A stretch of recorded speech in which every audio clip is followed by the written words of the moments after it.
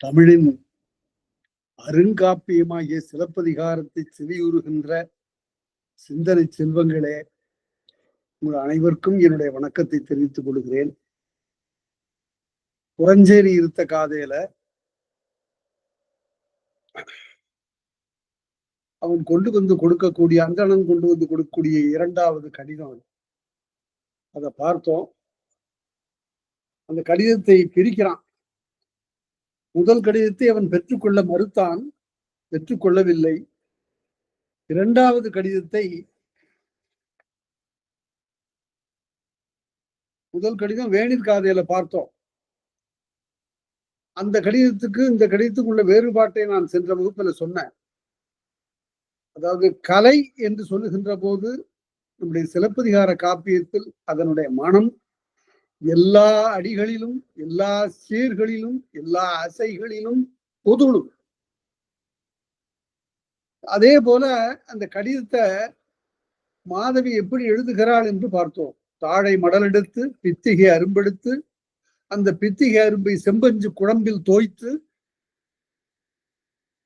அந்த மடலிலே எழுதி என்ன எழுதுகிறாள்? இன்னிளவே நிற்காலம் இது, தென்றல் என்னை வருத்துகிறது, அந்தி போதகத்து அரும்படர் தோன்றிய திங்கட் செல்வனும் என்னை வருத்துகிறான். இந்த நேரத்தில் பிரிந்திருக்கலாமா, உடனே வருக என்று கட்டளை இடுவது போல எழுதுகிறாள். தனக்கு அந்த உரிமை இருப்பதாக அப்போது கருதுகிறாள். அந்த உரிமை அவளுக்கு இந்த சமுதாயம் வழங்கவில்லை. அவளே மணந்து கொள்ளவளாக இருந்திருப்பின் அவள் கருதுகின்ற அந்த உரிமை அவளுக்கு உரியதாக இருந்திருக்கும். அற்றை சமுதாய நிலை அது. அதாவது சங்க இலக்கியத்தில் காணப்படுகின்ற பரத்தை என்ற அந்த நிலையிலிருந்து மாதவியை ஒரு மாறுபட்டவளாக படைக்கிறார் இளங்கோவடி. அதுதான் இன்றியமையாத ஒன்று. எங்கேயும் மாதவியை கணிகை என்று அவர் சொல்லவில்லை. அதற்கு மாறாக மணிமேகலையில பார்ப்போமே ஆனால் சித்ராபதியை, மாதவியினுடைய தாயை அவ்வாறு சொல்ல காணலாம். மாதவி ஒரு புரட்சி பெண், கற்பின் மிக்கவள், தலைமகளுக்குரிய எல்லா பண்புகளையும் அவள் பெற்றிருந்தவள். ஆகவே அந்த கடிதத்துல அப்படி ஆணையிட்டது போல எழுதினார். அந்த கடிதத்தை சுற்றிலும் மலர் சரங்களால் தொடுத்து பாருங்க. இந்த காப்பியத்துல எந்த இடத்துக்கு சென்றாலும் மலர்களை பற்றி வந்து விடுமையானால், தென்றலை பற்றிய செய்தி வந்து விடுமையானால் அவ்வளவுதான் இளங்கோவடிகளுக்கு. அது பாட்டுக்கு தொடர்ந்து அடிகள் அடுக்கிக் கொண்டே போவார் அவர். அந்த வர்ணனை இருக்குத, அந்த மலர்களை வர்ணிப்பதிலும் தென்றற்காற்றை வர்ணிப்பதிலும் இந்த காப்பியத்துல மிகச்சிறந்த பகுதிகள். அவற்றையெல்லாம் ஆராய்ச்சிக்கு உட்படுத்தலாம். நானே சில குறிப்புகளை உங்களுக்கு தருகிற பாருங்க. அது மாதிரி எல்லாம் யாரும் செய்யல. சிலப்பதிகாரம் என்ற உடனே அதனுடைய கதை தவிர பிற பகுதிகளை பலரும் பார்க்கவில்லை. மிகச்சிலரே அதிலே ஆய்வு கண்கொண்டு நோக்கி இருக்கிறார். அதுல ஆராய்வதற்கு நிறைய களங்கள் இருக்கின்றன. அப்படிப்பட்ட நிலையில் நீங்கள்லாம் அதை பார்க்கணும். இப்ப அந்த இந்த இரண்டாவது மலருக்கும் முதல் மலருக்கு என்ன வேறுபாடு? புறநிலையில பார்த்தால் இதுல ஒண்ணுமே இல்லை. அப்படியெல்லாம் செம்பஞ்சு குழம்பு இல்லை, பித்திகை அரும்பு இல்லை, தாழை மடல் இல்லை. பனை ஓலையில எழுதி ஆணி கொண்டு கீறி எழுதி மடித்து தன்னுடைய கூந்தல்ல ஒன்றை எடுத்து அதை சுற்றி மேல மண்ணால் மார்ச்சனை இட்டு முத்திரை இட்டு அந்த அந்தணனுக்கு இதை கொண்டு போய் கொடுன்னு சொல்ற. நான் போனேன், அவள் மயக்கமுற்று இருந்தாள், வருந்தி இருந்தாள். அந்த நிலையில் இந்த ஓலையை என்னிடம் கொடுத்தாள். ஈத்த ஓலை என்று மட்டும் அது சொல்லப்படும். முதல் கடிதம் அப்படி இல்லை. ஈத்த ஓலை கொண்டு இடைநெறி திரிந்து தீத்திரம் புரிந்தோன். தீத்திரம் புரிந்தோங்கிறதுக்கு தவறா பொருள் சொல்லிவிடக்கூடாது. தீத்திரம் என்பது தீமை என்ற பொருள் உடையது இல்லை. நெருப்பினால் செய்யக்கூடிய வேள்வி என்று பொருள். அதனால வேள்வி செய்து தீத்திரம் புரிந்தோன். அவன் அந்தணனவன். தீத்திரம் புரிந்தோன் சென்ற தேயமும். நான் பல இடங்களுக்கு அலைஞ்சு தெரிஞ்சு பார்த்தேன். போய் தேடிக்கொண்டு வாருங்கள் என்று மாசாத்துவான். ஆணையிட்டு பல பேரை அனுப்பி இருக்கிறார். எல்லாரும் போயிருக்கிறாங்க, திசைதோறும் போயிருக்கிறார்கள். அப்ப நான் இந்த ஓலையை எடுத்துக்கொண்டு நான் வந்த தீத்திரம் புரிந்தோன்னு சென்ற தேயம், தேயம்னு இருக்கு பாருங்க, தேசம்ங்கிறதுல இருந்து வந்த திரிவுன்னு எழுதுறாங்க. நான் என்ன செய்யறது? நினைச்சு பாருங்க. இந்த சொல் சங்க இலக்கியத்திலும் தொல்காப்பியத்திலும் எப்படி இருக்கு காணப்படுகிறது என்றால் தே என்று இருக்கும், அளபடுத்த வடிவமாக இருக்கும். தேம் என்றால் திசை என்று பொருள். பல்வேறு திசைகளை கொண்டிருக்கக்கூடிய இடத்தை தேயம். அந்த யகரம் ஏன் போச்சு? அது உடம்படு மெய்யாக யகரம் வந்தது. இந்த சொல்தோறும் என்று இப்படி ஆராய வேண்டும். தே என்றுதான் அதை சொல்லணும். சங்க இலக்கியத்தில் பல இடங்களில் தேம் என்று வரும். மொழிபெயர்த்தேன் என்று மொழி வழங்காத, மொழி பெயர்த்து வழங்குகின்ற, வேறு மொழி வழங்குகின்ற தேயம் என்று பொருள். நாம அதை தேயம் என்று எழுத போய் அதை போய் தேசம் என்று திரித்து கொண்டு வந்த பெயர் தான் தேசம். தேசியம்ங்கிறது அப்புறம் அதுல இருந்து வந்தது. தீத்திரம் புரிந்தோன் சென்ற தேயமும் வழிமருங்கிருந்து மாசர உரைத்தாங்கு அங்கிருந்து உண்மையை கூறி குற்றமாற சொல்லி எடுத்து சொல்லி அடிவுடை உள்ளத்து ஆரஞ்சராட்டி அழிந்த உள்ளத்தவளாகிய மாதவி, அஞர் என்றால் துன்பம், ஆரஞர் அரிய துன்பம், மற்றவர் அடையாத பெருந்துன்பம், அந்த துன்பத்தை அடைந்து அடிவுடை உள்ளத்து உள்ளம் அடிந்தது, உறுதுயர் மிகுந்தது. ஆரஞராட்டி போதவிழ் புரிகுழல் பூங்கொடி நங்கை. இந்த இடத்துல ஒரு செய்தி, போதவிழ் புரிகுழல் பூங்கொடி நங்கை கூந்தல் ஒப்பனை செய்யப்படாது இருக்கிறது. அதிலே மலர் சரம் ஒன்று இருக்கிறது, அவ்வளவுதான். போதவிழ் புரிகுழல் பூங்கொடி நங்கை மாதவி ஓலை மலர்க்கை நீட்ட அவளுக்கு எழுதி தந்த அந்த ஓலையினை மலர்க்கையும் நீட்ட கோவலனுடைய கையில கொடுக்கிறான். உடனுரை காலத்து உரைத்த நெய்வாசம். அப்போது இந்த இடம் ரொம்ப உருக்கமான இடம். அந்த மழலை கையில வாங்கின உடனே அந்த ஓலையில இருந்து ஒரு மனம் வருகிறது. அந்த மனம் எங்கிருந்து வருகிறது என்றால் அந்த ஓலையை முடிச்சிட்டு இருக்கக்கூடிய கூந்தலிலிருந்து வருகிறது. அந்த கூந்தலிலிருந்து வருகின்ற அந்த மனம் என்ன சொல்லுகிறது என்றால், ஒன்றாக அவன் மாதவியோடு இருந்த காலத்து உரைத்த நெய் வாசம். அவருடைய கூந்தலிலே இருந்த அந்த நெய் மனம் கவனிக்கிறது. நெய்யின்னா இங்க பசு நெய்யா இல்ல வேறு நெய்யா அப்படின்னு எல்லாம் பார்த்தா அதுக்கும் விடை இருக்கிறது. நெய் என்று சொன்னாலே என்ன பொருள் என்றால் பொதுவாக அது சாறு என்று பொருள். நெய் என்பதற்கு சாறு என்று பொருள். எள்ளிலிருந்து எடுக்கப்படுமானால் அதுக்கு பேர் எள் நெய் என்று சொல்ல வேண்டும். எள் என்பது பண்டை பெயர் இல்லை, அது நான் தான் எழுதியிருக்கிறபடி. எள் என்பது பண்டை பெயர் இல்லை, பிற்காலத்துல வந்த பெயர் தான் எள்ளு. தொல்காப்பியத்துல எள் என்ற சொல்லை காண முடியாது. பிறகு அதற்கு வேறு என்ன பெயர் இருக்கிறது? எண் என்ற பெயர் இருக்கிறது. தன்னகரம். எண் என்றால் எண்ணிக்கொள் என்று சொல்வது போல எண்ண முடியாததை எண் என்றான்.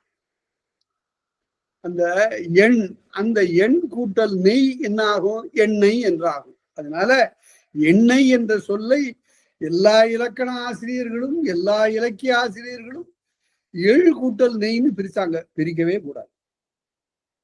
அது எண் கூட்டல் நெய் என்றுதான் பிரிக்க வேண்டும் என்று தொல்காப்பியம் கற்பிக்கிறது.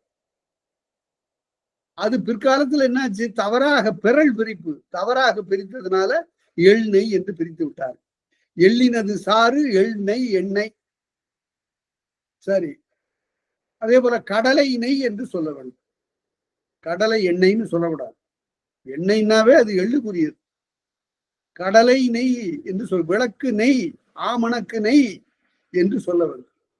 பிழை புகுந்து விட்டது, இனிமே ஒண்ணும் பண்ண முடியாது. பார்த்தா ஒருத்தன் ரொம்ப குழம்பி போய் இது என்ன எண்ணெய் எண்ணெய்ங்கன்னு அப்புறம் எண்ணெயிலே இது எண்ணெய் எண்ணெய் எண்ணெய்னாவே எள்ளினது நெய். அது உடனே பார்த்தா ஒன்றும் சொல்ல முடியல. நல்ல எண்ணெய் அப்படின்னு சொன்னாங்க. அதுக்கு பேரு நல்ல எண்ணெய். நல்ல எண்ணெய் தெலுங்குல கருப்புன்னு பொருள். அதனால நல்ல பாம்புனா கரிய பாம்புன்னு பொருள். அதனால இவ்வாறு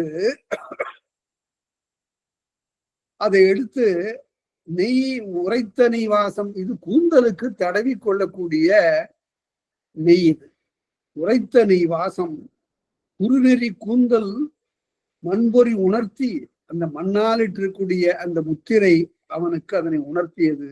எதை உணர்த்தியது? பண்டு அவளோடு உடனிருந்த காலத்து உரைத்த நெய் வாசத்தை உணர்த்தியது.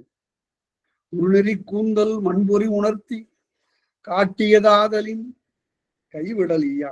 இப்ப கையிலேருந்து அத திருப்பி கொடுக்குற, முதல் கடிதத்தை திருப்பி வாங்க மறுத்தானே, அது போல இல்லாமல் இந்த கையிலே வைத்துக் கொண்டு அவனுடைய உள்ளம் அப்படியே சலனம் உறுகிறது. என்ன செய்வது? அவளோடு நான் வாழ்ந்த காலம் நினைவுக்கு வருகிறது என்று சொல்லி ஏட்டகம் விரித்தாங்கு. உடனே இந்த கடிதத்தை அவன் விரித்து பார்க்கிறான்.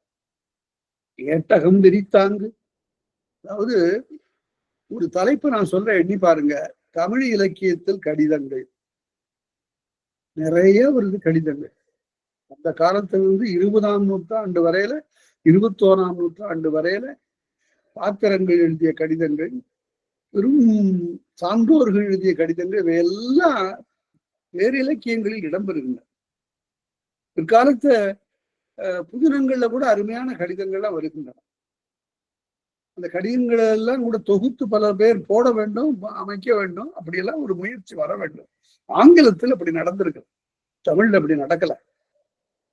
ஏட்டகம் விரித்தாங்கு எய்தியது உணர்வோம். அதாவது முதல் தமிழ் நாவல் உலகத்துல முதல் நாவல், முதல் புதினம் என்று சொல்லப்படுவது பிரதாப முதலியார் சரித்திரம். ஒரு காலத்துல இந்த புதினத்துக்கு நம்ம தமிழர்கள் வைத்த பேரே சரித்திரம்ங்கிறது தான். சரித்திரம் வேற, புனைகதை வேற. முதல் 5 தமிழ் நாவல்கள் ஒரு நூல் இருக்கு. முதலில் தோன்றிய 5 தமிழ் நாவல்கள் பத்மாவதி சரித்திரம், கமலாம்பாள் சரித்திரம், பிரதாப முதலியார் சரித்திரம், இவையெல்லாம் முதல் 5 தமிழ் நாவல்கள் என்று சொல்லப்படும். அதுல பிரதாப முதலியார் சரித்திரத்துல அறிவற்றவனாக வரக்கூடிய செல்வர் வீட்டு பிள்ளை பிரதாபன் தன்னுடைய நண்பன் கனகசபைக்கு கடிதம் எழுதுவான். அன்பார்ந்த கனகசபை, நான் எழுதுகின்ற இந்த கடிதம் உனக்கு வந்து சேரவில்லை என்றால் உடனே வந்து சேரவில்லை என்று எழுது. அதாவது அவனுடைய அறிவின்மையை அவரை மாயூர் வேதநாயகம் பிள்ளை அவ்வளவு அழகாக ஒவ்வொரு இடத்திலும் புலப்படுத்துவார். இந்த கடிதங்கள், இப்படிப்பட்ட கடிதங்கள் புதினங்களிலும் வரும். ஆனால் நம்மால் மறக்க முடியாத ஒரு கடிதம் இந்திய மொழியில் ஒன்றாகிய மராத்தி மொழியில காண்டேகரால் எழுதப்பட்டது. இந்த நாவலை படித்து பாருங்கள், இந்த புதினத்தை நீங்கள் படித்து பாருங்கள். இந்தியாவினுடைய ஒரு சிறந்த புதினம் என்று இதனை சொல்லலாம். அதன் பெயர் கிரௌஞ்ச வதம். நான் முன்பே சொல்லி இருக்கிறேன். இந்த கிரௌஞ்ச வதத்துல ஒரு கடிதம் வரும். ஒரு 20-30 பக்கம் தாண்டி போகும் இந்த கடிதம். மிகச்சிறந்த ஒரு பாத்திர உருவாக்கத்திற்கு அமைந்த ஒரு கடிதம். அதே போல காப்பியத்திலேயே சிறந்த கடிதம் இதுதான். சிலப்பதிகாரத்தில் வருகின்ற இந்த கடிதம் தான். ஏன் சிறந்த கடிதம் இப்ப பார்க்க போறோம். ஏட்டகம் விரித்தான் எய்தியது உணர்ந்து எய்தியது உணர்வோம். என்ன சொல்லுகிறது? அடிகள் முன்னர் யானடி விழுந்தேன். அங்க ரொம்ப உரிமையோடு காதல வருக அப்படின்னு எழுதினவ, மாலை பொழுது உன்னை மயக்கவில்லையா, சென்றல் வந்து உன்னை தீண்டவில்லையா என்றெல்லாம் அங்கு கேட்டவள். இங்க அடிகளே விழி, இங்கு அடிகளே முன்னர். அதாவது ஏன் அந்த சொல் வந்தது? இனிமேல் அவன் திரும்பி வரமாட்டான், தன்னை நோக்கி வருதற்குரிய வாய்ப்பு இனி இல்லை என்று உணர்ந்த நிலையில இந்த சொல் பிறந்தது. அடிகளே என்றால் இப்போது காதல் என்ற நிலையிலிருந்து மாறி தன்னால் தொழத்தக்க ஒரு பெரியோனாக, சான்றோனாக மதிக்க பெற்று, இன்னும் சொல்ல போனா சரியாக சொல்ல வேண்டும் என்றால் கண்ணகியினுடைய கணவன் என்ற அந்த கருத்தில் பிறந்தது இந்த சொல் அடிகள். அடிகளே முன்னர் யான் அடி வீழ்ந்தேன், உங்கள் திருமுன் யான் அடி வீழ்ந்து வணங்குகிறேன். இந்த பண்பு மாதவிகிட்ட முன்பு இல்லை. ஏன் என்று கேட்டால், அத இளங்கோவடிகளே சொல்றார், உடலும் ஊடலும் கோவலருக்கு அடித்து. உரிமையோடு அவன்கிட்ட பேசுவார். அவனோடு மன்றாடுவாள், அவனோடு முரண்படுவாள், அவனோடு இசைக்கின்ற காலத்திலும் கூட உன்னை விட நான் சரியாக இசைத்து காட்டுகிறேன் பாருன்பாள். அப்படிப்பட்டவள் இப்போது எல்லாவற்றையும் நீத்து இனி அவள் ஒரு துறவு நெறிக்கு போகிறாள். பின்னாலே அவள் துறவு நெறி ஏற்பதாக சொல்லப்படுகிறது. அந்த பக்குவமான அந்த நிலையை நோக்கி செல்லுகின்ற நிலையை இந்த தொடர் காட்டுகிறது. அடிகள் முன்னறி ஆனடி வீழ்ந்தேன். வீழ்ந்தேங்கிற சொல்லுக்கு என்ன பொருள் என்றால், கீழே விழுந்துட்டான் அப்படின்னு சொன்னா, இந்த வீழ் என்பதற்கு பல பொருள் இருக்கிறது. அகராதியில பாத்தீங்கன்னா வீழ்னு விழுதுன்னு பொருள். அது கீழே இறங்குறதுனால்தான் அதுக்கு வீழ்னு பொருள். மேல மரத்திலிருந்து கிளையிலிருந்து கீழே இறங்குறதுனால அதுக்கு வீழ் என்று பெயர். அதே போல வீழ் என்றால் விருப்பம் என்று பொருள். ஆசையினாலே ஒரு மனிதன் தாழ்கிறான், அதுதான் குறிப்பிடுகிறது. அடிகள் முன்னர் யானடி வீழ்ந்தேன், வடியாக்கிழமை மனக்குழல் வேண்டும். பக்குவம் இல்லாத சொற்களை கொஞ்சம் நீங்கள் மனதிலே கொள்ள வேண்டும். வடியாக்கிழமை மனக்குழல் வேண்டும். ஆராய்ந்து நான் எழுதல, ரொம்ப தீவிரமாக எண்ணி நான் இந்த சொற்களை எல்லாம் கொண்டு வந்து இங்கே எழுதவில்லை. குறவர் பணி அன்றியும் நீங்கள் பெற்றோருக்கு செய்ய வேண்டிய பணிகளை எல்லாம் விட்டு விட்டு போய்விட்டீர்கள். அது ஒரு பிழைதானே. குறவர் பணி அன்றியும் குலப்பிறப்பாட்டியோடு நீங்க தனியா போகல, நல்ல குலத்திலே பிறந்த கண்ணகியோடு போயிருக்கிறீர்கள். அப்ப அந்த இடத்துல அவளுடைய நெஞ்சத்தை உறுத்துகிறது. அவளுக்கு அந்த உரிமை உண்டு, எனக்கு அந்த உரிமை இல்லை. ஏனென்றால் நான் அவ்வாறான குலத்தில் பிறக்கவில்லை. இந்த வருத்தத்தோடு பேசுகிறார். குறவர் பணி அன்றியும் பெற்றோருக்கு செய்ய வேண்டிய பணிகளை எல்லாம் விட்டு சிறந்த குலத்திலே பிறந்த கண்ணகியோடு இரவிடை கடிதற்கு என் பிழைப்பு அறியாது. இரவு நேரத்துல போய் ஒரு பயணத்தை மேற்கொண்டு போவதற்கு நான் எதுவும் பிழை செய்து விடவில்லை ஐயா. அதாவது இந்த மாதிரியான ஒரு கட்டம் எப்பொழுது உண்டு என்றால், கம்பராமாயணத்துல வாலி கீழே விழுந்து கிடக்கிறான். அவன் வீட்டுல வரும்போது அவனுடைய மனைவி தாரைக்கு அவனுக்கும் ஒரு பெரிய வாக்குவாதம் நடக்கிறது. தாரை சொல்லுகிறாள், போருக்கு போகாதீர்கள் கணவரே, ஏனென்றால் உங்களை போருக்கு அழைப்பவன் ராமன் என்று நான் அறிந்தேன். அவன் வெல்லுவது அரிது, உங்களுக்கு ஏதாவது தீங்கு ஏற்படக்கூடும், அதனால நீங்க போருக்கு செல்ல வேண்டாம் என்று தடுக்கிறார். அப்போது வாலி சொல்லுகிறான், ராமனை பற்றியா அப்படி பேசினாய்? உலக உத்தமனாயிற்றே அவன். நீ பாவம் பெண்ணாக போனதனால் உன்னை விட்டு இல்லாவிட்டால் 2 கூறாக ஆக்கியிருப்பேன். ராமன் மேல அவனுக்கு எவ்வளவு பக்தியும் நம்பிக்கையும் இருந்திருக்கு, செவியாலே கேள்விப்பட்ட அளவுல. அப்படி வந்து போரிடுகிற போது சுக்ரீவனோடுதான் போரிடுகிறான். ஆனால் ராமன் கறந்திருந்து அம்பு தொடுத்தான். ராமன் மறைந்திருந்து தொடுத்த அம்பு வாலியினுடைய மார்பிலை வந்து தைத்தது. அரடா இது, இப்படிப்பட்ட ஒரு அம்பை நன் மீது எய்தியதுன்னு கீழே குருதி வெள்ளத்திலே கிடக்கின்ற வாலி அந்த அம்பை அப்படி உருவி பார்க்கிறான். அதுல ராமனுடைய பெயர். இந்த இடத்துல கம்பன் எழுதிய பாட்டுக்கு நிகராக ஒரு விருத்தத்தை எங்கும் காண முடியாது. இல்லறம் துறந்த நம்பி அப்படின்னா ராமனை பார்த்து, இல்லறம் துறந்த நம்பி எம்மனோர்க்காக தங்கள் வில்லறம் துறந்த வீரன், சொல்லறம் துறந்திலாத சூரியன் மரமும் நல்லறம் துறந்ததென்று நகை வர நானும் கொண்டான். இந்த பாட்டை படிங்க. நீ இல்லறத்தை துறந்தாய், சரி, ஏனென்றால் தந்தைக்கு கொடுத்த வாக்குக்காக நீ மனையிலே இருந்து செய்ய வேண்டிய அறத்தை செய்யாது மனைவியோடு காட்டுக்கு வந்த, சரி, இல்லறம் துறந்த நம்பி. ஆனா வில்லறம் துறக்கலாமாப்பா? சூரியன் மரவே நல்லறத்தை துறந்து விட்டதே உன்னால என்று சொல்லி நகை வர நான் உட்கொண்டான். சிரிக்கிறான். போடா, என்ன காரியம் செய்துட்ட நீ, ஒரு வீரனுக்குரிய செயலியா செய்திருக்கிற என்று எள்ளி நகையாடுகிறான். அப்ப அது மாதிரி வேகமா பேசிட்டு ஒரு தொடர் சொன்னான் பாருங்க. ராமன் எதிரே வந்து நின்ன உடனே பார்த்தான், என்பால் எப்பிழை கண்டாயப்பா. இந்த தொடர் எனக்கு மிக மிக பிடித்த தொடர். என்பால் எப்பிழை கண்டாயப்பா, என்னிடத்து நீ என்ன பிழை கண்டாய் சொல்லு. உண்மையிலே இதற்கு சொல்லுகின்ற விடையெல்லாம் சரியானது இல்லை. இந்த இடத்துல வாலிதான் மேல இருக்கிறான், ராமன் கீழே தான் இருக்கிறான். இத ராமாயணத்திற்கு பற்றி ஒரு பெரிய விவாதம் நடந்துகிற போது ராஜகோபால் ஆச்சாரியார் வாலியின்பால் பிழை இல்லை, ராமன் தான் மறைந்திருந்து கொன்றது தவறுதான் எழுதினார். அதனால அந்த தொடர் இருக்குத என்பால் எப்பிழை கண்டாயப்பா, அதே மாதிரி ஒரு தொடர். இரவிடை கழிதற்கு என் பிழைப்பறியாது, என் எடுத்து பிழை இல்லையே, நான் என்ன பிழை செய்தேன்? அந்த வாலி கேட்பது போலவே இவ கேட்கிறான். என் பிழைப்பு அறியாது, கையறு நெஞ்சம் கடியல் வேண்டும். துக்கத்துல துயரத்துல மூழ்கி இருக்கக்கூடிய என்னுடைய நெஞ்சத்தை, செயலற்ற நெஞ்சத்தை கடியல் வேண்டும், அதை போக்குதல் வேண்டும் என்று சொல்லி பொய்தீர் காட்சி புறையோய் போற்றி. எப்பொழுதுமே நீங்கள் பொய்யற்ற காட்சியை காணக்கூடியவர்கள், உண்மையை காணக்கூடிய நாட்டமுடையவர் என்று பொய்யற்ற காட்சி. இந்த அடி ரொம்ப இன்றுமையாது, என் பிழைப்பு அறியாதுன்னு பாருங்க, 90வது அடி. அதுல இந்த காதையில இரவிடை கடிதற்கு என் பிழைப்பு அறியாது என்று புறஞ்சேரி இருந்த காதையில இந்த அடி ரொம்ப இன்றுமையாது. என் பிழைப்பு அறியாது, இந்த கடிதமே இன்றுமையாது.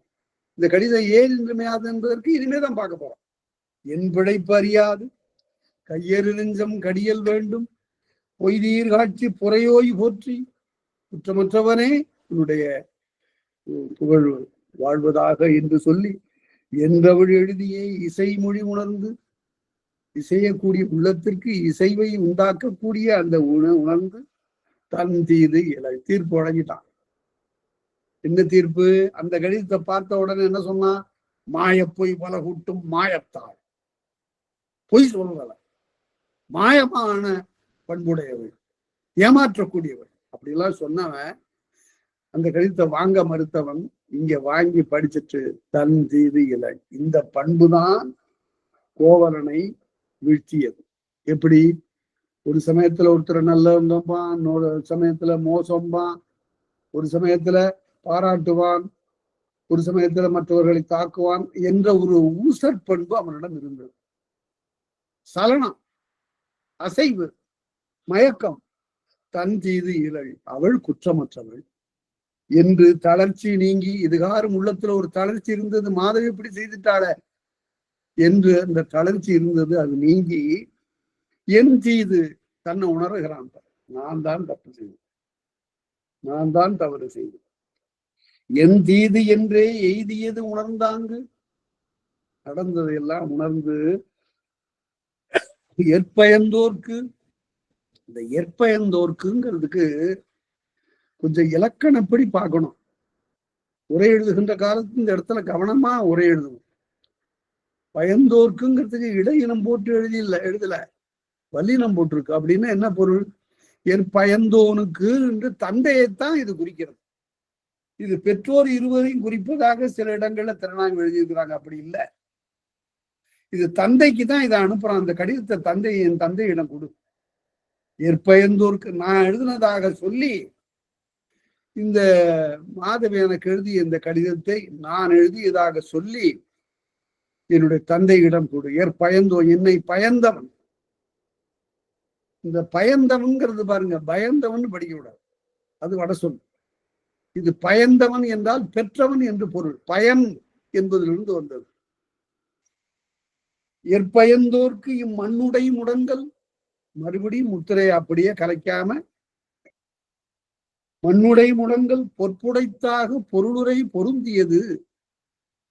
இது பொருள் பொருந்தியதாக அமைந்தது. இப்ப கடிதத்தை பாருங்க, கோவலன் தந்தைக்கு எழுதியதாக கடிதம் போகிறது. அடிகள் முன்னர் யானடி வீழ்ந்தேன், அடிகளே, எங்க அப்பா தந்தையே, உங்களுடைய அடிகளிலே நான் வீழ்ந்தேன். வடியா கிளவி மனக்கோளல் வேண்டும், பக்குவமில்லாத என்னுடைய சொற்களை நீங்கள் ஏற்றருள வேண்டும். குறவர் பணி அன்றியும் பெற்றோர்களாகிய உங்களுக்கு செய்ய வேண்டிய பணிகளை எல்லாம் விட்டுவிட்டு புலப்பிறப்பாட்டியோடு கண்ணகியோடு நான் சேர்ந்து இரவிடை கழிதற்கு, இரவு நேரத்தில் நீங்கள் அறியாமல் நான் போவதற்கு என் பிழைப்பறியாது. என்னுடைய குற்றம் எதுவும் இல்லை. நான் எதுவும் தவறு செய்து விட்டு வந்து விடவில்லை. என் பிழைப்பு அறியாது கையறு நெஞ்சம் கடியல் வேண்டும். ஆகவே என்னுடைய செயலற்ற அந்த நிலையை நீங்கள் போக்க வேண்டும். ஒளியில்லாத காட்சியினுடைய பெரியோய் தந்தையே போற்றி என்று இப்ப இந்த கடிதத்துக்கு அப்படி பொருள் மாற்றம். உலகத்துல இப்படி காதலனுக்கு எழுதிய கடிதம் மகன் பெற்றோர் தந்தைக்கு எழுதிய கடிதமாக மாறுகிற நிகழ்ச்சி எங்கேயும் இல்லை. இது ஒரு மாபெரும் புதுமை. பொற்புடைத்தாக பொறுமுறை பொருந்தியது மாசில் குறவர் மலர். இங்கதான் ரெண்டு பேரையும் எண்ணுகிறான். மாசில் குறவர் மலரடி தொழுதேன், தந்தை தாய் ஆகிய இருவரையும் நான் வணங்குகிறேன். கோசிகமானி, மாணிங்கிற சொல்ல பாருங்க. மாணி என்ற சொல் உண்மையிலே எங்கிருந்து வந்ததென்றால், மாணி என்பதற்கு உரையாசிரியர்கள் பிரம்மச்சாரின்னு எழுதுவாங்க. பிரம்மச்சாரிங்கிறதுக்கு தமிழ்ல ஏதாவது சொல்லு இருக்குதா? மனம் ஆகாதவன்னு சில பேர் எழுதி காட்டுறாங்க. அதெல்லாம் விட இந்த சொல் ரொம்ப பொருத்தம். மாணி என்றால் அதுதான், இந்த சொல்லுதான் மாணவன் ஆச்சு. மாணவன் என்றால் மனமாகாதவன் என்று பொருள். மாணவன்கிற சொல்லுக்கு மாண்புடையவன் எல்லாம் எழுதுறாங்க. அதெல்லாம் இல்லை. மாணவன் என்பதற்கு மனமாகாதவன் என்று பொருள். மனமாகாத நிலையில் கல்வி கற்பவனுக்கு மாணவன் என்று பெயர். எங்க இருக்கு இது மாதிரி மாணவன்? மாணாக்கன் எங்க இருக்கு? குறுந்தொகையில பாத்தீங்கன்னா தெரியும். அந்நாயவன ஒரு இடமானாக்கன் தன்னூர் மன்றத்து என்னன்கொள்ளோ அப்படின்னு ஒரு தலைவி தனக்கு தூதுரை தலைவனிடத்திலிருந்து தூதுரையாக வந்த பாணனை பார்த்து சொல்லுகிறார். நீ சிறு பையன், இளமானாக்கன், என்னடகா பேசுறான், என்னை ஏமாத்துறான். தன்னுடைய தலைவனுக்காக, என்னுடைய காதலனுக்காக இவன் பேசுகிற பேச்சுல என்ன ஆற்றல் இருக்கிறது. இவன் நல்லா படிக்கிறான், இவன் தன்னுடைய ஊர்ல போய் ரொம்ப நல்ல பேர் பெற போறான்னு இவனை பாராட்டுறான். அது கிண்டல். அது அதாவது தலைவனை எள்ளி நகையாடுகிறாள். ஒரு மோசமான ஆளுக்கு நல்ல வக்கீல் கிடைச்சு விட்டாரு அப்படிங்கிறது மாதிரி. தன்னூர் மன்றத்து என்னன்கொள்ளோ விருந்தின் ஊரும் பெரும் செம்மன். இறந்து ஊன் நிரம்பா மேனியோட, அதுதான் ரொம்ப அருமை. இறந்து ஊன் நிரம்பா மேனியோடு பிச்சை எடுத்து சாப்பிட்டு படிக்கிறான் இந்த ஊர்ல. இறந்து ஊன் நிரம்பா மேனி, அது போதல அந்த உணவு. இழைச்சிருக்கிறான், ஆனா கல்வியில இழைக்கல. இறந்து ஊன் நிரம்பா மேனியோடு விருந்தின் ஊரும் பெரும் செம்மலனே என்று அங்கங்கு உணவு நாடி அலைகின்ற இந்த சிறு பிள்ளை மிகப்பெரிய கல்வி கற்றவனாக வாதிட வல்லவனாக இருக்கிறானே, இவன் வாழ்கிறார் என்று சொல்லுகிறாள். அதான் மாணாக்கன், மாணி, மனமாகாதவன் என்று பொருள். கோசிகன்கிறது அவனுடைய பேர். வடமொழியில கௌசிகன், அது தமிழ் படுத்துகிற போது கோசிகன் என்று வரும். கோசிகமானி காட்டன கொடுத்து, கோசிகமானி என்பது விழி. கோசிகமானி காட்டன கொடுத்து என்ன செய்யணும்? நடுக்கம் களைந்து அவர் நல்லகம் பொருந்திய இடுக்கண் களைதற்கு ஈண்டன போட்டு. அவருடைய உள்ளத்து நடுக்கத்தை, எங்களுடைய பெற்றோருடைய உள்ளத்தின் நடுக்கத்தை நீ துடைத்து அவர்களுக்கு இடுக்கண் களைய வேண்டும். இந்த கடிதம் மாசில் கற்பின் மனைவியோடு இருந்த உடனே இது அவ்வாறு கடிதத்தை கொடுத்து நீ போ என்று சொல்லி அவனை கோசிகமானியை அனுப்பிவிட்டு, ஆசில் கொள்கை அரவிவால் அணிந்தாங்கு. ஆசு என்றால் குற்றம் என்று பொருள். அதாவது தேவையற்றது, குற்றமானது என்று பொருள். யாப்புல அது மாதிரி வரும். ஆசிடையிட்ட நேரி செய்வன்பா அப்படின்னு வரும். அப்படின்னா அந்த இடத்துல அது இலக்கணத்துக்காக ஒட்டி போட வேண்டிய ஒரு சிறு உறுப்பாக இருக்கிறது. அதாவது அந்த ஆசில்னு சொன்னான். ஆசில் கொள்கை அரவிபால் அணைந்தாங்கு. அரவி என்பது அருமையான தமிழ் ஆக்கச் சொல். கவுந்திக்கு, பெண் துறவிக்கு அரவி என்று சொல்லுகிறார். வேற எங்கேயும் சொல்லல. எப்படி ஆசில் கொள்கை அரவிபால் அணைந்தாங்கு. கவுந்தியடிகள் இருக்கக்கூடிய இடத்திற்கு சென்று மனைவியோடு இருந்த, தன்னுடைய மனைவி கண்ணகியோடு இருந்த கவுந்தியடிகளை அணுகி ஆடியல் கொள்கை. ஆடு என்றால் வெற்றி என்று பொருள். அடுதல் என்பதிலிருந்து வந்தது. அடுதல் தொழிற்பெயர். ஆடு என்பது முதல் நிலை நீண்ட தொழிற்பெயர். ஆடியல் கொள்கை, அந்தரி கோலம். அந்தரி என்பவள் துர்க்கை, காளி. காளியினுடைய கோலம். அங்க ஒரு காளியினுடைய சிலை இருக்கிறது அந்த கோட்டத்துல, காளி கோட்டம். அந்த காளி கோட்டத்துலதான் அவங்க போய் தங்கி இருக்கிறாங்க, அரவியும் கண்ணகியும். அப்படி தங்கி இருக்கக்கூடிய அவர்களை போய் பார்த்து பாடும் பாணரில், அங்கு பாணர்கள் பாடுகிறார்கள். இந்த இடம் உடனே கோவலனுக்கு என்ன துயரம் இருந்தாலும் என்ன வேலை இருந்தாலும் இசையோடு யாராவது பாடுறாங்கன்னா அங்க போயிடுவான். மிகச்சிறந்த கலைஞனாக அவன் விளங்கினான். இளங்கோவடிகள் என்ற நூல்ல பேராசிரியர் மூவா கலைஞர்னு ஒரு பகுதி எழுதியிருப்பார். எப்படி மூன்றாக பிரித்தார் கோவலனை, இளங்கோவடிகளை. கலைஞர், அறிஞர், சான்றோர் அப்படின்னு பிரித்தார். அது மாதிரி மூன்று பகுதிகளும் மூன்று வகையான தன்மைகளும் இளங்கோவடிகளிடத்து இருக்கின்றது.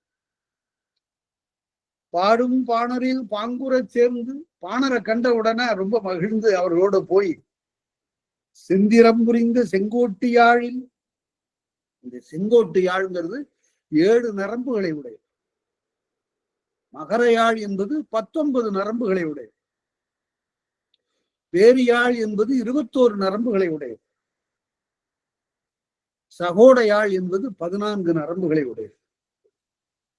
இந்த நரம்பை இழுத்து கட்டுகின்ற அந்த அதற்கு பெயர் வார்கட்டுக்கு பெயர் திவவு. அது திண்மை என்ற அடிப்படையில வந்தது, திவவு. செந்திரம் புரிந்த செங்கோட்டு யாழில், இந்த நரம்ப இழுத்த கட்டுகின்ற போது விரலால சுண்டி சுண்டி பார்த்து கட்டணும். இழுத்து கட்டிட்டான்னா இசை தோன்றாது. அதே போல தளர விட்டு விட்டாலும் இசை தோன்றாது. அந்த ஆணியில சுத்தி முடுக்கணும். அங்க யாழ்ல ஒரு முனையில ஆணிகள் இருக்கும், அது வெளிப்பட இருக்கும், மரத்தால செய்யப்பட்டிருக்கும். அந்த மரத்தால செய்யப்பட்ட அந்த உறுப்புல அந்த வார்கட்டோட அந்த நரம்ப இழுத்து சுத்தணும். ஒரு அருமையான ஒரு இடம் நான் படித்தேன் பாலி மொழியில. புத்தருக்கு ஒரு சிக்கல் வந்து விடுகிறது. சாப்பிட்டுட்டு தவம் செய்யறதா இல்ல பட்டினி கிடந்து தவம் செய்யறதான்னு நல்ல வினாதான் இது. நமக்கும் கூட மாணவர்களுக்கெல்லாம் இந்த மாதிரி சிக்கல் வரும். சாப்பிட்டுட்டு படிக்கிறதா இல்ல படிச்சதுக்கு அப்புறம் சாப்பிடுறதாங்கிறது, அந்த மாதிரியான சிக்கல் வரும். அந்த மாதிரியானது கௌதம புத்தருக்கு வந்தது. அப்ப வழியில ஒருத்தன் ஒரு பாணன் யாழை மீட்டி கொண்டு போனான். அவன் பாடிக்கிட்டே போறான். என்ன பாடினான்? யாழின் நரம்பை இழுத்து கட்டாதே இசை தோன்றா, யாழின் நரம்பை தளர விடாதே அப்போதும் இசை தோன்றாது. ஆஹா, இது நமக்குள்ள சொல்றான். பட்டினியும் கிடக்காத, அதிகமாகவும் சாப்பிடாது, அதுதான் தவம் என்பதை உள்ளுரையாக அதனை எடுத்துக்கொண்டார். அதனை உள்ளுரையாக கொண்டு சரி அளவே சாப்பிடுவது. அளவுன்னு எது அளவு? கையளவு. ஒரு ஒற்றை கையை ஏந்த வேண்டும், அதில் இடுகின்ற ஒரு உணவை ஒருவேளை உணவாக கொள்ள வேண்டும், அதற்கு மேல கொள்ளக்கூடாது. அது மாதிரியான ஒரு நிகழ்ச்சி சொல்லப்படுகிறது, புத்தருடைய வாழ்க்கையில நிகழ்ந்ததா. அவ்வாறு யாழின் நரம்பை அவ்வாறு தந்திரி கரத்தோடு திவவு உறுத்து யாத்து அந்த கட்டு அமையுமாறு செய்து, தந்திரி நரம்பு, திவவு வார்கட்டு, ஒற்று உறுப்பிடமையில் பற்று வழி சேர்த்து, ஒற்றை பற்றிடத்திலே சேர்த்து, உடை குரலாக கைக்கிளை தாரமாக, உடை முதல் கைக்கிளை இருவாய் கட்டி, உடையிலிருந்து 7வதாக இந்த கைக்கிளை வரையில அமையுமாறு, அந்தந்த சுரம் அமையுமாறு, அந்தந்த கோல் அமையுமாறு அதனை இழுத்து கட்டி, வரன்முறை வந்த மூவகைத்தானத்து மேல் கீழ் சமன் என்று 3 நிலை, உச்சஸ்தாயி, கீழ்ஸ்தாயிம்பா, மத்தியமஸ்தாயிம்பா. அதெல்லாம் வட முடியல, அது தமிழ்ல சொன்னா மேல் கீழ் சமன். அந்த 3 நிலை தானம் ஸ்தானம் என்பதனுடைய திரிவு. மூவகை தானத்து பாய்களை பாவை பாடற்பான், பாய்கின்ற மானின் மீது ஆரோகணித்து வரக்கூடிய துர்க்கை. அவளை பாடுகின்ற அந்த பாணி, பாணி என்றால் பண் என்று போகும். ஆசாந்திரத்தின், ஆசான் என்பது பண்ணியல், திறம் என்றால் இந்த பண்ணின் கூறு, ஒரு ராகத்தினுடைய உட்பகுதி, பிரிவு. ஆசாந்திரத்தின் அமைவர கேட்டு பாடற்பாணி அலை, பாடுகின்ற அந்த பாங்கை, பண்ணை அளாவி அவரோடு அவரோடு அவங்களோட பாடி இருந்து விட்டு கேட்கிறான், கூடற்காவதம் கூறுமின் நீரன், மதுரைக்கு எத்தனை காவதம் ஐயா அப்படின்னு. இவனே முந்தி சொல்லி இருக்கிறான், ஆரைங்காதம்னு மகனாட்டும்பர் நாரைங்கூந்தல் நனித்தன நக்குன்னு சொன்னான் அவங்க. இப்ப இங்கே இருந்து எவ்வளவு தூரம் அப்படின்னு கேக்குறான். கூடற்காவதம் கூறுமின் நீரன, அதாவது அங்கங்கு இருக்கக்கூடிய மக்களை கேட்டு வழி கேட்டுதான் போறதுதான் அந்த காலத்து நெறி. அதுல சொல்லுவாரு, ரொம்ப அருமையா சொல்லுவார், இந்த சிற்றூர்கள் இருக்கிற வரக்கூடிய மனிதர்கள்ட்ட வழி கேட்க கூடாதான். ஏன்? கிராமத்துல இருக்கிறவர்களை பார்த்து, நல்ல அனுபவப்பட்டவர்களை பார்த்து, இந்த ஊருக்கு எப்படியா போறது, மதுரைக்கு எப்படியா போறது அப்படின்னு கேட்கக்கூடாது. ஏன் கேட்கக்கூடாதுன்னா, அவன் என்ன சொல்லுவான்னு கேட்டா, எங்க இருந்து வர்றீங்கன்னு அவங்க அந்த ஆளை கேட்டா, கிழக்கே இருந்து வர்றேன்பா.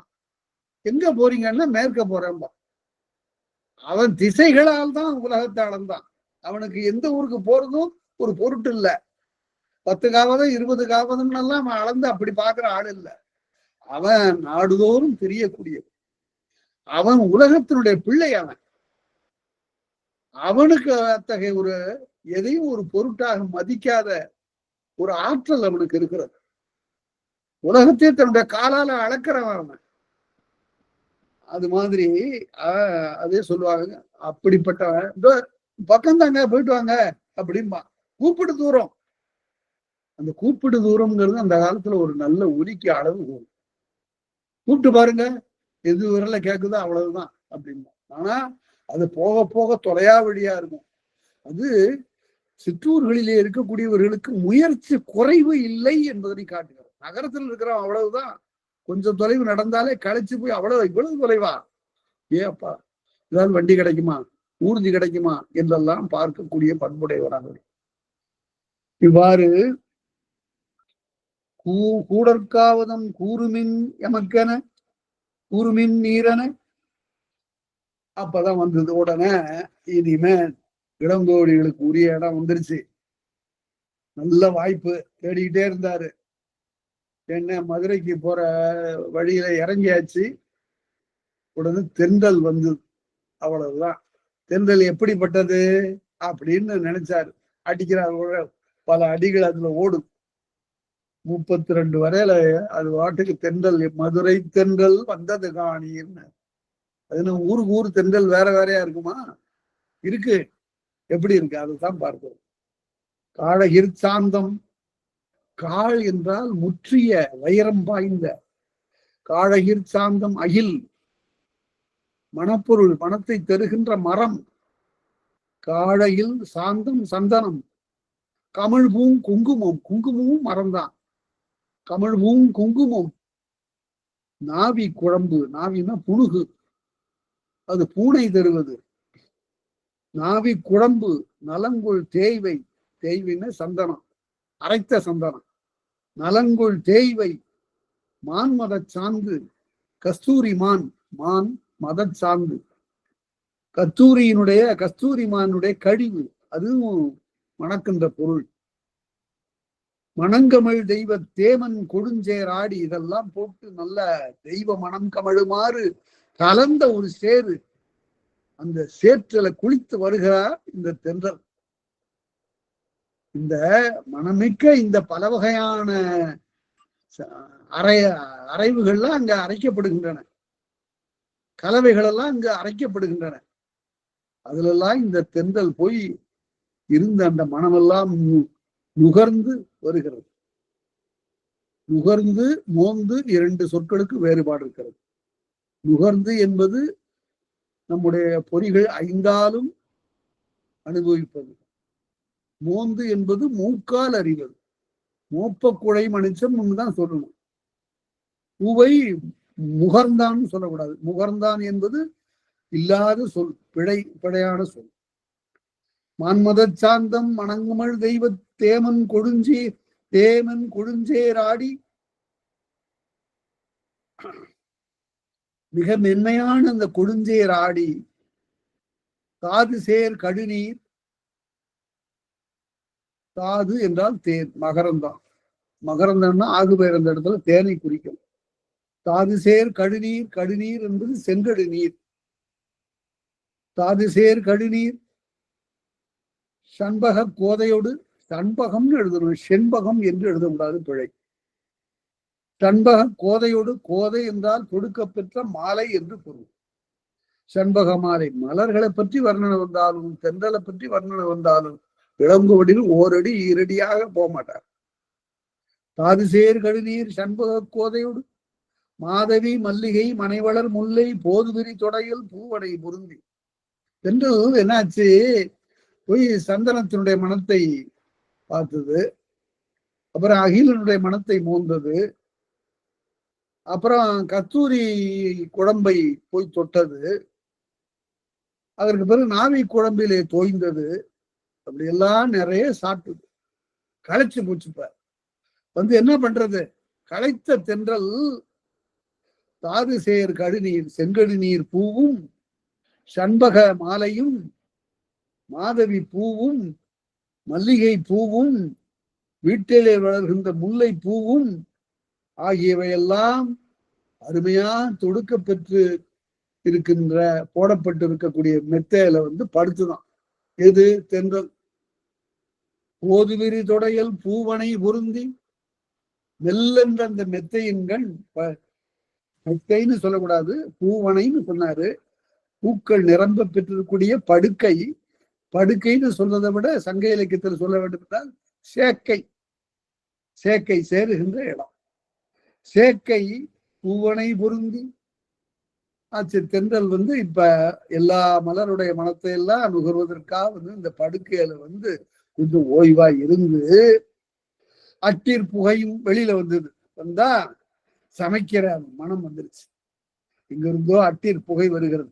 அட்டில் என்றால் அடுகின்ற இல்லம், சமையற்கூடம் என்று பொருள். அட்டில் என்றால் அடுதல். அடுதல்னா ஏன் பொருள்? பாத்திரத்துல அதனுடைய களத்துல கரண்டியால அல்லது அகப்பையினால அடுகுவதனால அதுக்கு பேர் அடுதல், அட்டில் என்று வந்தது. அடுதல் என்றால் சமைத்தல். அட்டிற்புகையும் அகலங்காடி முட்டா கூவியர். முட்டா கூவியர் என்பது தட்டுப்பாடு இல்லாத, கூவியர் என்றால் அப்ப வணிகர். கூவியம் என்றால் அப்பம், கூவியர் என்றால் அப்ப வணிகர். நிறைய சுட்டு வச்சிருக்கிறான், அவ்வளவு அப்பம். அட்டிற்புகையும் அகலங்காடி கடை தெருவுல முட்டா கூவியர் மோதக புகையும், மோதகம் செய்து வச்சிருக்கிறான். மோதகம் என்பது உருண்டையாக திரட்டி செய்யப்படுவது. மோதக புகையும் மைந்தரும் மகளிரும் மாடத்தெடுத்த அந்தியும் புகையும். மைந்தர் என்றால் வலிமை உடைய அவர்களுக்கு மைந்தர்னு சொல்லுவது வழக்கம். மைந்து வலிமை என்று. மைந்தர் ஆண்களிலே வலிமை மிக்கவர்கள். மைந்தரும் மகளிரும் மாடத்து எடுத்த ஆங்காங்கு பல அடுக்காக அமைந்த வீடுகளில் மாடத்து எடுத்த அந்தியும் புகையும் அழகிய தீவிய புகையும் ஆகுதி புகையும். ஆகுதி என்றால் வேள்வி. ஆகுதி புகையும் பல்வேறு பூம்புகை அலை. பல்வேறு வகையான புகையெல்லாம் இந்த தென்றல் பார்த்து வருது. அப்படி மெல்ல வருகிறது. பல்வேறு பூம்புகை அலை வெல்போர் விலங்கு பூன் மார்பின் பாண்டியன் கோயிலின். அதாவது கழுத்துல ஒரு பெரிய ஆரம் கொண்டு இருக்கிறான் இந்த பாண்டியன். அந்த ஆரம் எங்கிருந்து வந்தது? இந்திரன் வழங்கியது. இந்திரன் அவனுக்கு திரைப்பொருளாக கொடுத்தது இந்த ஆரம். அந்த இந்திர ஆரத்து விலங்கு பூன் மார்பின் பாண்டியன் கோயிலில், அரசனுடைய அந்த அரண்மனையின் புலவர் சென்னா விலங்கு பூண் மார்பின் பாண்டியன் கோயில் அளந்து உணர்வு அறியா ஆறுயிர் பிடிக்கும். அளந்து சொல்ல முடியாது, அந்த அளவுக்கு உயிரை கவர்கின்ற கலவை கூட்டம் காண்வர தோன்றி பல வகையான மலர் கலவைகளை எல்லாம் பார்த்து தோய்ந்து வருகின்ற இந்த தென்றல் இது பொதியல் தென்றல் போன்றது அல்ல. இவ்வளவு மனத்தை சுமந்து வரக்கூடிய நிலை பொதியல் தென்றலுக்கு இல்லை. பொதிகை தென்றல் என்பது இயல்பாக ஆங்காங்கு இருக்கக்கூடிய மனத்தை கொண்டு வருவது. இது செயற்கை மனத்தையும் இயற்கை மனத்தையும் பொருத்தி வருவது இந்த மதுரை தென்றல். அப்பத்தினுடைய மனமும் இதற்கு உண்டு, மல்லிகையினுடைய மனமும் இதற்கு உண்டு. புலவர் சென்னா பொருந்திய நினைப்பில் மேலும் புலவரால் பாடப்பெற்ற தென்றல். அதாவது இந்த தென்றலை பற்றி நினைக்கிற போது எனக்கு பலவேறு இலக்கியங்களிலே அந்த தென்றலை பற்றி சொல்லுவதெல்லாம் உண்டு. தென்றல் என்றால் என்ன? இப்ப வசந்தம்னு சொல்றான் வடமொழியில, வசந்த காலம்ங்கிறான். அது இளவேநீர் காலத்துல வரக்கூடிய தென்றலை குறித்தது.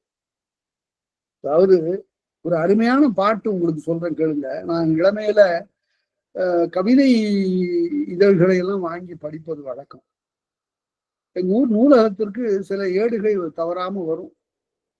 அப்ப ஒவ்வொரு வாரந்தோறும் வரக்கூடிய கவிதை இதெல்லாம் வந்து படிக்கும்போது ஒரு முறை தென்றல் என்று ஒரு ஏடு நடத்தி கொண்டிருந்தார் கவிஞர் கண்ணதாசன்.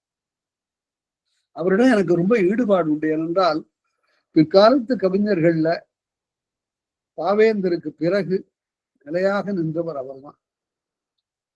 அவர் தென்றல் என்று ஒரு இதழ் நடத்தி கொண்டிருந்தார். அந்த இதழுக்கு மூலதனம் அவர் போடல, வேற ஒருத்தர் மூலதனம் போட்டிருந்தார். அதாவது பொருள் முதல் போட்டிருந்தார். இவர் ஆசிரியர் தான். அருமையான கவிதைகள்லாம் வரும். அதுல வெண்பா பயிற்சி கொடுப்பார்.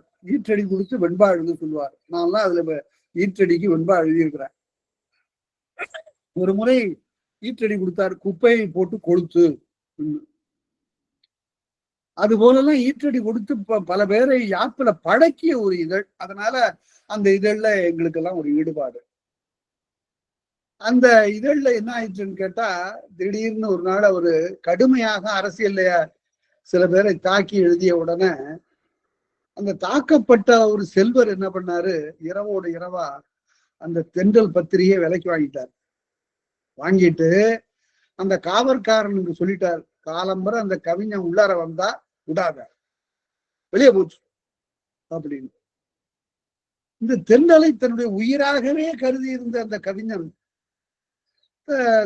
ஊர்தியில இங்க இருந்து வந்த உடனே கேட்ல, ஏன் உள்ள போக கூடாதுன்னு, ஏன் பத்திரிகை கை மாறி போச்சுங்க, நீங்க திரும்பி போங்கன்னு அப்படியே மனமுடைந்து போய் அழுது ஆற்றாமல் ஒரு பாட்டு எழுதினார். என்ன பாட்டு அது? கண்புதிகை விட்டு சரம்போல் இருந்து வானில் தவழ்ந்து பெண் தனிமை விட்ட பெருமூச்சு போலிறங்கி மண் தலையில் கால்பாவி மதித்தலையில் வாய் சுவைத்து சுற்ற கொடிகளுக்கு முற்றும் சுகமளித்து வையை நதியினிலும் வளர் பொன்னி மேனியிலும் கை வைத்து நடனம் விடும் கண்ணீரை தென்றல் என்றார். யான் கண்ட தென்றல் அகத்தழையில் நேரார். இது பெற்றோருக்கு பிள்ளை உறவே, அற்றோருக்கு சொந்தம், காதலருக்கு தூதுமடம், பாலை மணக்கவரும் பாலகருக்கு தொட்டி. அப்படியெல்லாம் எழுதினார் அந்த பாட்டு. முழுமை எனக்கு அந்த பாட்டு இன்னும் நினைவில் இருக்கிறது. அத்தென்றல் தன்மை அறிவறியா பாலகர் வாழ் வைத்தேன், அதனால் வளர்ந்த கிளை ஒடிந்ததம்மா என்று எழுதுவார். அதனால அந்த தென்றலை பத்தி எழுதிய அந்த பாட்டு, வையை நதியினிலும் வளர் பொன்னி மேனியிலும் கை வைத்து நடனமிடும் கண்ணியினை தென்றல் என்றார். அதே போல இதெல்லாம் இளம் சிலப்பதிகாரத்தை படித்ததுனால வந்ததுதான். பல நூல்களை படித்து கொண்டாத புதுமையாக அதற்கு பிறகு எழுதக்கூடிய அந்த பட்டறிவு. இங்கே மதுரை தென்றல் வந்தது காணீர் என்று சொல்லி நனி செய்து அன்றவன் திருமலி மூதூர், அதாவது திருமகள் குடியிருக்கக்கூடிய அந்த மூதூர், குமரகுருபர் சொல்லுவாரு, செல்வத்தின் சரக்கரை மதுரைம்பார்.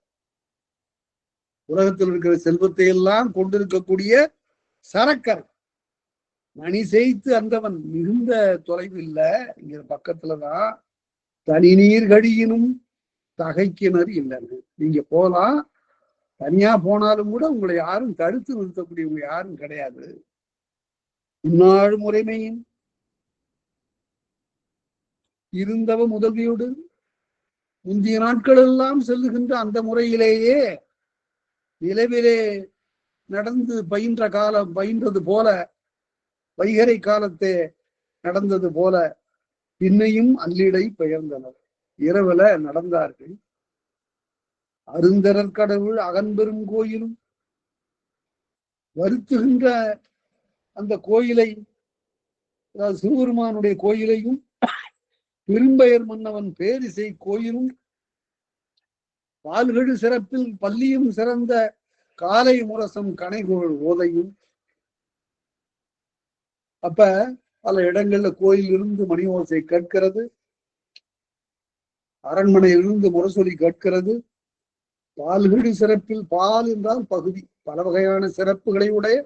பல்லியம் என்றால் ஆர்கெஸ்ட்ரா என்பதற்கு பல்லியம் என்ற அருமையான மொழிபெயர்ப்பு. இயம் என்றால் வாத்தியம் என்று பொருள். பல்லியம் என்றால் பல வகையான இசை கருவிகள் என்று பொருள். பல்லியம் சிறந்த காலை முரசம் கனைகுரல் ஓதையும். காலையில் முரசு அடிக்கிறான். கோயில் எல்லாம் மணி அறிவிப்பது வழக்கம். அது போல காலையில எல்லாரையும் துயில் எழுப்புகின்ற காலை முரசம். காலை முரச கனைகுரல் ஓதையும். ஓதை என்பது ஓசை என்ற பொருளுடையது. உழவரோதை மத ஓதை உடை நீர் ஓதை தன்பதன்கள் விழவரோதை சிறந்தார்பன் படிச்சோம் காணல் வரியில. அது போல காணைகுரல் ஓதையும். நான்மறை அந்தணர் நவீன்ற ஓதையும். அந்தணர்கள் நான்மறை, இருக்கு, எசுர், சாமம், அதர்வனம் என்று 4 வேதம். அந்த 4 வேதங்களிலும் பயின்றவர்கள். நவீன்ற ஓதையும். மாதவர் ஓதி மலிந்த ஓதையும். தவமம் சார்ந்த முனிவர்களெல்லாம் ஓதுகின்ற, எங்கும் கேட்கின்ற அந்த ஓசையும். இடாவென்று வேந்தன் சிறப்பொடு, வேந்தனால் பெற்ற சிறப்பினை உடைய, இடாவென்று யாராலும் மீட்கப்படாத பெருவெற்றியினை உடைய, வேந்தனால் சிறப்பு செய்யப்பட்ட வாழோர் எடுத்த நாளடி முழங்கும். வாழ்வீரர்கள் எடுத்த நாட்சிறப்பு, சிறப்பு நாள், சிறந்த நாள், விழா நாள்.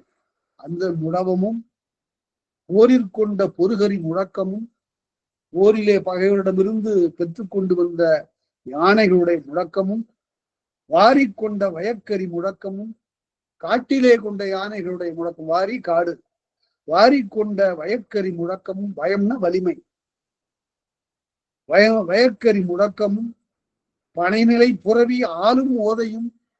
பனை பருத்த, பருத்திருக்கக்கூடிய பனைநிலை புரவி ஆளும் ஓதையும். ஆளும் ஓசை உண்டாக்குகின்ற கிணைநிலை பொருணர் வைகரை பாணியும். பனைநிலைங்கிறது கொட்டில்ல கட்டப்பட்டன்னு பொருள். கிணைநிலை பொருணர் வைகரை பாணியும். கிணை அடிக்கிறாங்க, அது தோற்கருவி. அந்த கிணை இசைக்கக்கூடிய பொருணர்கள், அவர்கள் எழுப்பக்கூடிய வைகரை பண்ணும். கார்கடல் ஒளியில் கலிகழு கூடல். கடல் மாதிரி பல்வேறு வகையான ஒலிகள் எல்லாம் மதுரையில் கேட்கிறதாக நகருக்கு வந்தாச்சு. புறஞ்சேரியிலிருந்து உள்ளார புகுந்து மதுரைக்கு வந்தாச்சு.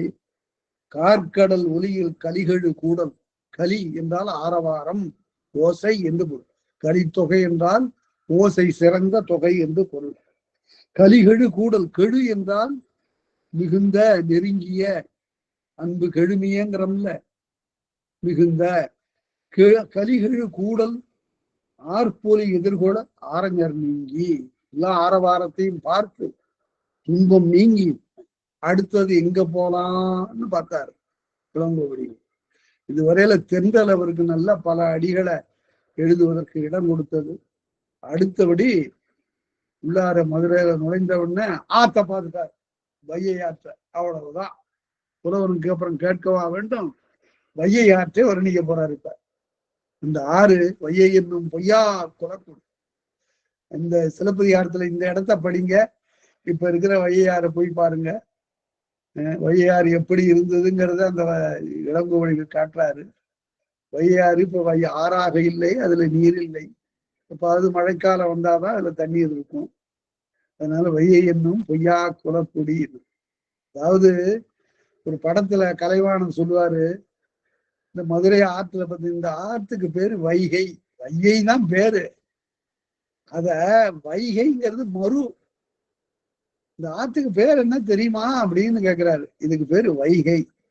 ஏன் வைகைன்னு சொன்னாங்கன்னா இது தண்ணி இல்லை, அதனால தோண்டிதான் தண்ணீர் எடுத்துக்கணும். வை கை சொன்னான். அதனால வை குடம்னு எல்லாம் சொல்லுவியா, பானைன்னு எல்லாம் சொல்லலையா, பாத்திரம்னு சொல்லலையா, வை கைன்னு சொன்னாருன்னு சொல்லுவாங்க. அது போல அது ஊற்று பெருக்கால் உலகூட்டும்னா இடைக்காலத்திலே அது போயிடுச்சு. அதனால ஆற்று பெருக்கற்று அடிசுடும் அந்நாடும் ஊற்று பெருக்கால் உலகூட்டும் என்பதற்குத்தாக அந்த ஆறு அமைந்திருக்கு. அந்த ஆற்றை பத்தி நம்ம இளங்கோவடிகள் என்ன சொல்லுகிறார் என்பதை அடுத்த வகுப்புல பார்ப்போம். இதுகாரம் கேட்ட உங்கள் அனைவருக்கும் நன்றி சொல்லி அமைகிறேன். நன்றி, வணக்கம்.